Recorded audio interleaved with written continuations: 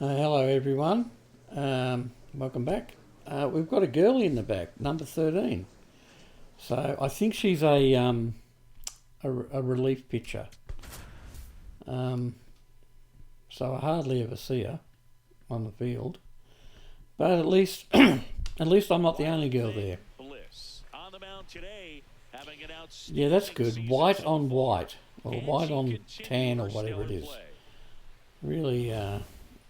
Really well thought out there. Minnesota Twins taking on the Cleveland Guardians. All right, we'll be back to get this one started after this. Longer one today, pitching one. Wild Thing Bliss. She leads the entire league. So my pitching stance and wind up for the past 2 years has been Satchel Paige, but not his earlier rendition, 965, and mainly because the earlier, the wind up is pretty slow anyway. But the earlier one is very slow, and so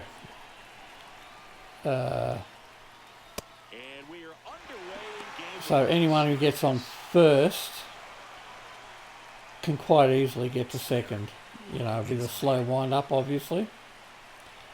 But I just find Satchel Paige's stance quite beautiful in a way, almost poetic. And Satchel Paige was a Negro player had his first game, pro, real sort of, proper game, semi-pro in 1924. And he had his last game in 1965, so his career spanned five decades, which is incredible. He managed to get into the MLB the year after.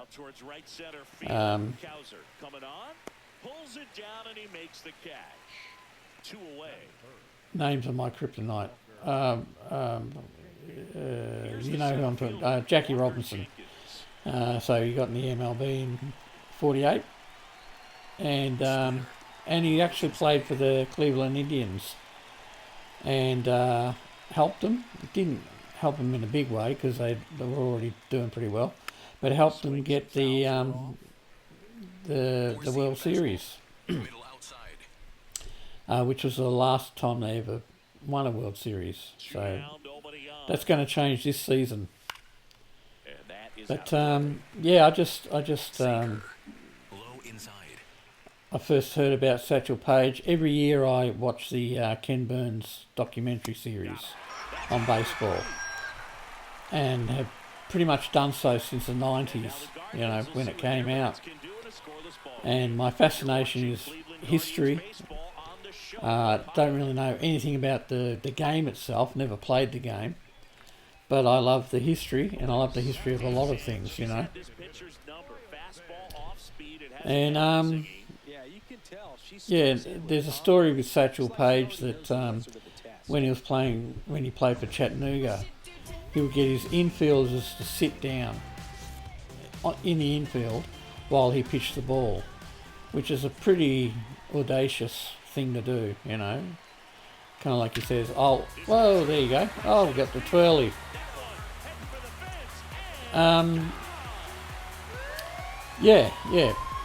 He pretty much said to his teammates, "I got this handled, don't worry about it. I'm just going to pitch balls that are going to get right through them.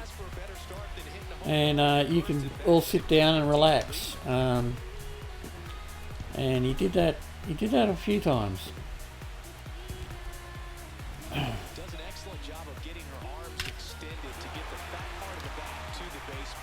So even though she's never seen him, obviously she's way too young.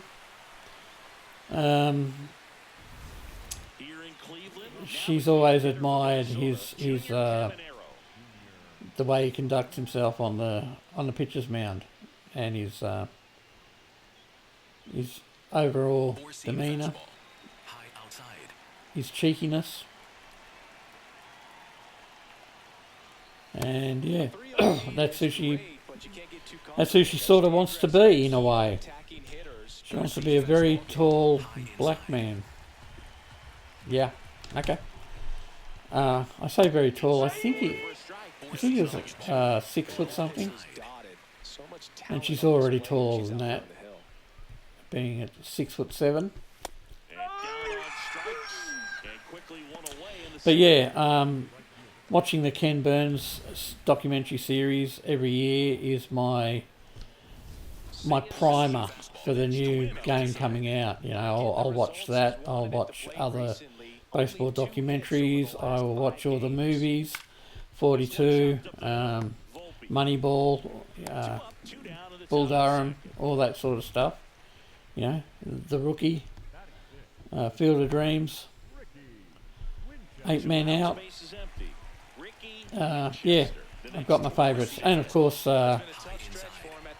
Major League for a bit of laughs. And first offering is fouled off. Splitter, middle outside. Yeah, as I think I said it in the last video, I've been spending a lot of time writing lyrics and recording songs for Bailey's album. Only got 1 or 2 to go now, but it's been extremely productive. Actually, I used to be in bands in the 1980s, mid to late 1980s, early 1990s. At one stage, I was in 3 bands at the same time. I have no idea what that's supposed to be. Is it a parrot of some sort? It's got a tail though, I don't know. Anyway, I should probably look up to see what our mascot is. Oh, another homer. Wow. Yeah, I think I stated in the last time I was pitching that, you know, I don't muck about, I don't do bunting or anything like that. It's all business, it's all homers, because I need to get runs on the board, so I've got that cushion.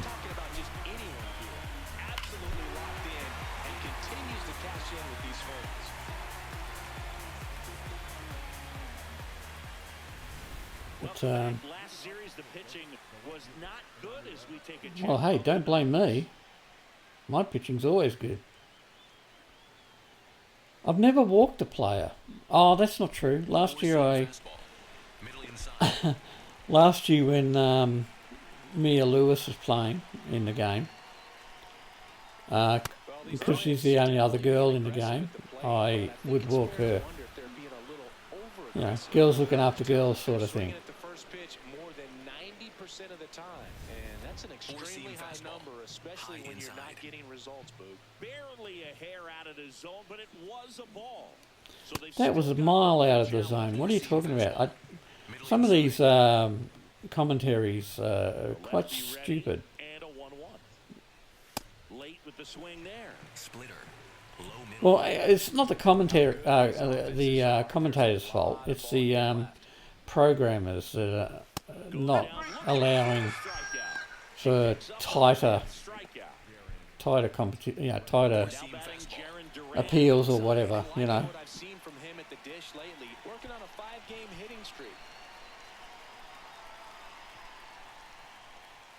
First pitch, and that's in for a strike. Duran goes 6'1", a member of the 1,000 hit club. He joined the Duran, good band, good early 80s band. And the lefty with the 0-1. Also a good character in Barbarella, which is where the band got their name from. Right now, Siggy, you can't ignore him when he gets on base. Swing, and this one's bounced to the ground. And that's just foul. Outside. I found out only a few weeks ago that, because sometimes I'd miss the call and I wouldn't see where it was supposed to be positioned. And then I found out a couple of weeks ago that if you just pull the trigger back, the right trigger, it'll repeat it. And I thought, wow, I wish I'd known that before. Because previously I'd have to do a disengagement and step off the mound to get a reset. Sometimes you'll have tough stretches just like this, but he's an experienced vet. He'll probably right the ship soon. A little out front there as he swings through it. He probably won't in this game. Unless he's very, very lucky. Swing and a miss, struck him out. And she strikes out the side here in the third. 9 straight retired here to start the game. This is Guardians Baseball on the Show, Ohio.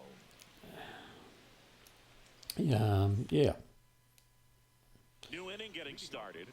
So Glenn Garcia. I used to be in bands, as I said. With an uncharacteristic So I've got a musical background there. Haven't really done much music in the last 30 years or something, apart from just a joke song every now and then.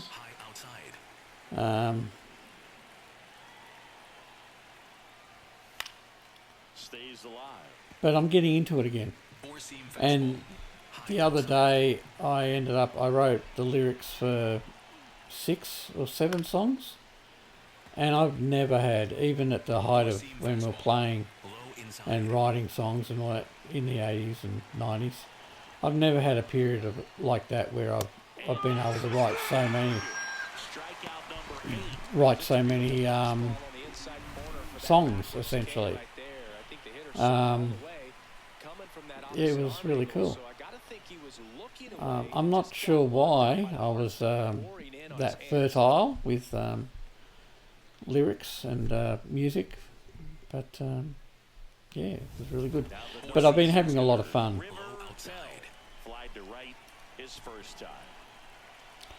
So her album is mostly dance, bit of disco-y dance stuff, and some ballads. Yeah.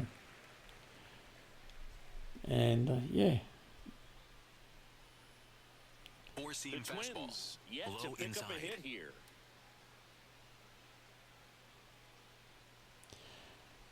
Now the first couple of songs,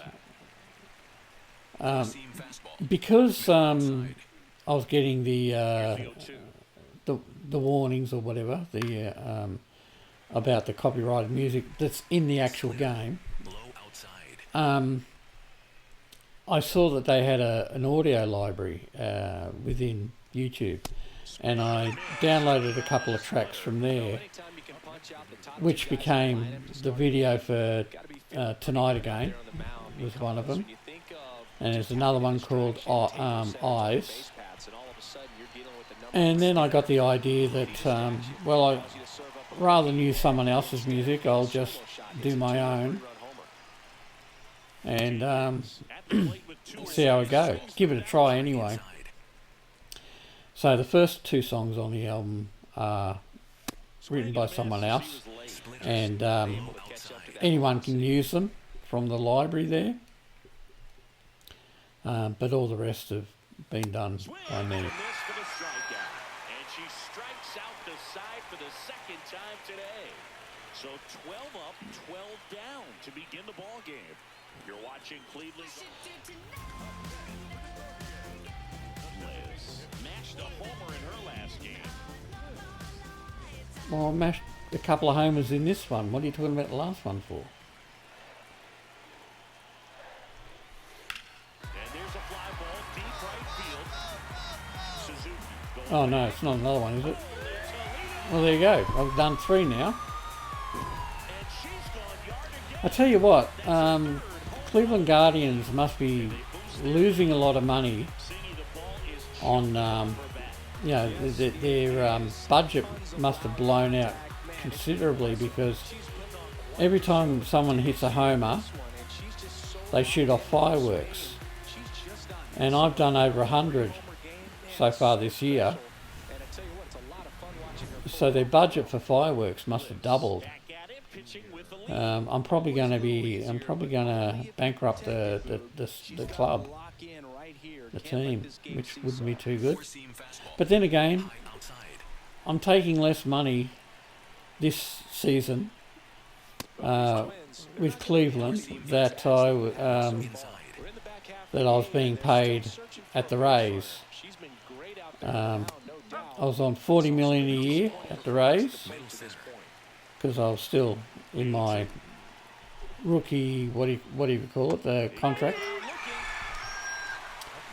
And I got offers from lots of clubs, lots of teams, and they were all pretty lengthy, 9, 10 years, 10 seasons, 9 seasons, 8 seasons. And I thought, no, I want to go around and play for lots of different teams with this build of Bailey for this year. And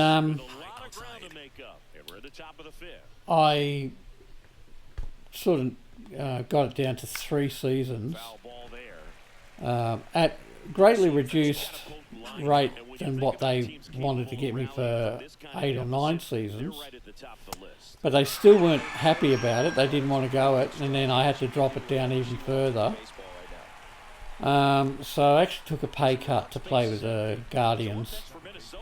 Not by much. I think it's just a couple of $1 million or so from I was getting last year. But, probably $10 million a season, 10 or 20 million a season that I could have got at a richer club like the Yankees or the Dodgers or something like that. Comes up empty.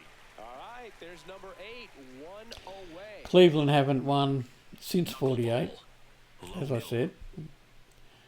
So hope to give them 3.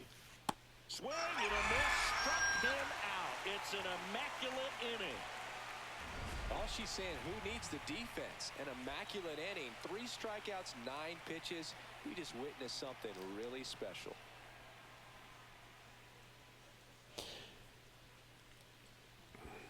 Yeah, as I said, I've been writing a lot of songs. I have very wide and eclectic music tastes. Everything from classical to, in recent years, country. And, but I start off, because of the music that I got from the music library, was dancey stuff. I thought, okay, I'll concentrate on dancey stuff, but I was also writing and recording country and western stuff as well. And I was listening to all the tracks together that I was putting together for the thing. And it didn't work, I mean, it's pretty obvious when you think about it. Mixing dance music and disco with country on one album is pretty disjointed, So I decided to split it off into 2. This one concentrating on dance music. And I plan to do write some more country songs, and later on in the off season, perhaps she goes back into the studio and does a country album.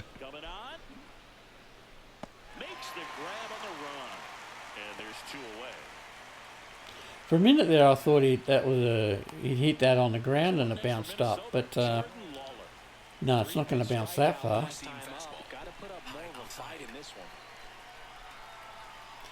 I should maybe look at my perks a bit more. I've got the ones that I wanted. I wanted speed with the flamethrower because I wanted to get the 105 mile per hour stuff. Oh yeah, that's a good picture. Someone's armpit, the coach's armpit.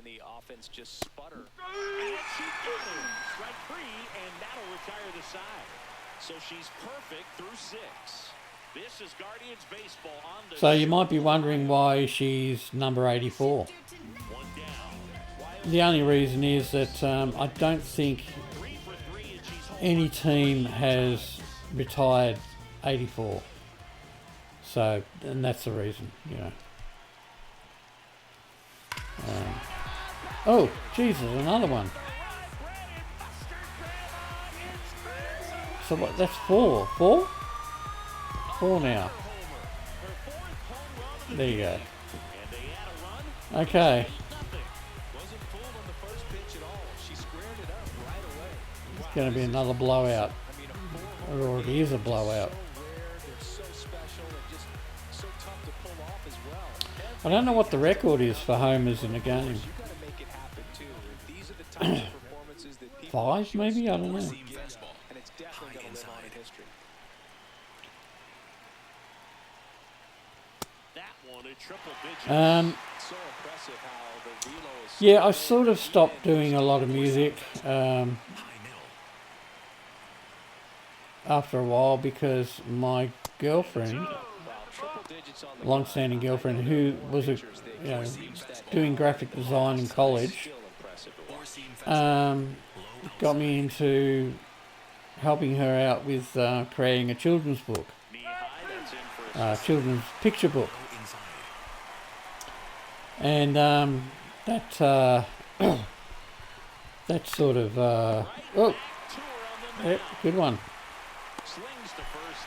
That sort of Off-speed pitch curved my creativity in a different way, and the children's book after releasing that. I might be able to edit and show you the cover or something of the children's book. It's called Woodlaw. It was a bestseller here in Australia. Won a few awards. Got sold to America, and they produced in America for a while. I like the plate discipline there. I don't know how many units it sold over there, but that was way back in the mid-90s, Pitch up, hasn't so that's a long time ago. one of those pitches. 0-2 count now. I think the pitcher's But so that's another thing I've done in my life. Also, when I was in bands, I worked for Australia's largest guitar manufacturer, frugal today, economical with the pitch. and so I'm a guitar maker as well. Haven't done it in a while, but I've started up doing it again because I tend to, I have in the past, These hitters have been very made or given guitars away to when you're down. artists or bands that I See if you can extend am inspired by, you know. base runners on. The last one I gave away was to a guy called Ken Stringfellow, who is a solo artist now, but he used to be in the Posies. 2 down, nobody on. Uh, And add another play. That's number 6. the Posies were a Seattle band, and they got signed on the same day as Nirvana and Soundgarden or something. There was 3 of them. Three bands got signed by the same label. Now the hitter for Minnesota, Junior Caminero. And yeah, and then and the reason why I know of him is Those swings and misses. because he was a Be a little more a bit of a session musician, but also a touring musician, mainly for one of my favourite bands, REM. They had some hit songs in the 80s and 90s. The biggest one probably being Losing My Religion. that was his third strikeout, and this And I actually managed to, I always wanted to make a bass guitar. I'm a bass guitarist, should add. Wanted to make a bass guitar for the bassist from REM, Mike Mills. And I was working at the guitar maker at the time. But when they toured, it caught me a bit by surprise, and I wasn't going to make it in time. So I thought, I'll just give him one of my basses. And the bass I gave him was a fretless bass, hence my name Fretless. And actually it was, the serial number was 108. So that's where my name comes from, Fretless 108. And managed to talk to him after a show, after a concert here in Melbourne. Oh, I'm not in Melbourne anymore, but that's where I was. And he came out to the factory, and I presented him with the guitar, which was, I worked for a company called Maton, which was started by a man called Bill May, and Maton essentially means May tone, and he started in 46, which is predates Fender actually, Leo. So they've been around a while, very successful company, mainly make acoustics. But I had bought this bass, this fretless bass, from a city store, and it had the Australian flag painted on it. It had it was like an exhibition sort of guitar for a bass guitar for a music show, essentially. And yeah, the Australian flag on it. And oh god, another one. That's 5. Crikey. Yeah, so I presented it to him. He was there at the factory for about an hour, or 40 minutes actually. And when I caught up with the band the next time they toured, when Losing My Religion came out, the European and Asian versions of them had a song on the back called Fretless. And I thought, wow, that's pretty cool. And I don't think it's on the US version, but when I caught up with them again when they toured out here, the bass player, Mike, said, Cameron, I wrote a song for you. And yeah, I was very impressed, very humbled by the fact that one of the biggest bands in the world at that time wrote a song for me. Now the lyrics aren't about me. The lyrics are written by Michael Stipe, and he's got his own way. But the music certainly was written for me, according to Mike, you know. And the song is called Fretless, so that's pretty cool. Splitter. I'll tell you right now, every player defensively on their toes like never before. Yeah, I also, as I said, met Ken Stringfellow, and I made a guitar for him, which if I can find a photo, I might cut that into the video as well. But all the inlay on the neck, on the fingerboard of the guitar, relates to songs or albums that the Posies made and released, you know. So yeah, and it's all made from Australian timbers, which makes that a bit unique as well. But I really like the feeling of giving instruments, giving something back to bands and individuals who have inspired me, both as an artist but also just a normal person. And I have a lot of guitar parts left over, and I've been busily making semi-acoustics and solid body guitars for a couple of bands that I've got in mind to present them with some instruments. But it's slow because I spend too much time gaming and watching television shows. I should be spending more time in the workshop. But I do have issues with mobility and stuff. which is probably one of the main reasons why I don't spend as much time in the workshop. But when I am in the workshop, I very much enjoy being there. Wow, is that a perfect game? Wow, okay.